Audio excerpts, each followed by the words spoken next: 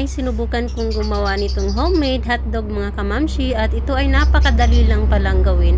At ito ang kanyang mga ingredients na aking ginamit mga kamamshi: chicken at saka itong klase ng mga gulay. So ang una nga natin gagawin dito ay ilalagay ko nga ating mga ingredients dito sa food processor, dahil kailangan natin nito ng pinong-pino mga kamamshi.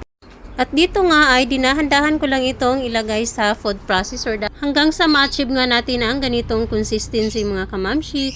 Dito nga ay meron ako ditong hotdog maker at saka hotdog case. At ito nga ay matagal ko na rin siya in order sa online shop mga kamamshi, at napakadali lang talaga niyang gamitin. At pagkatapos nga niyan, akin lang yan siyang tatalian sa gusto ko na haba ng ating hotdog mga kamamshi. At ito nga palang tali niya ay kasama rin ito sa in-order ko na hotdog maker at saka hotdog case. At ayan na nga ang kanyang finished product pagkatapos natin siyang talian sa gusto natin na haba.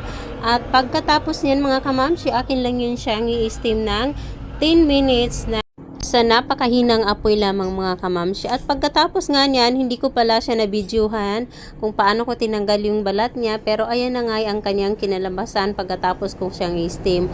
At heto na nga, akin na yan siyang pinrito kaagad pagkatapos ko siyang balatan, dahil syempre kailangan na natin tikman kung ano talaga ang kanyang lasa. At ayan na nga, sobrang nagustuhan ng aking mga anak yan mga kamamshi. Hindi talaga nila nalasahan ang lasa ng gulay dito. That's it for today mga kamamshi.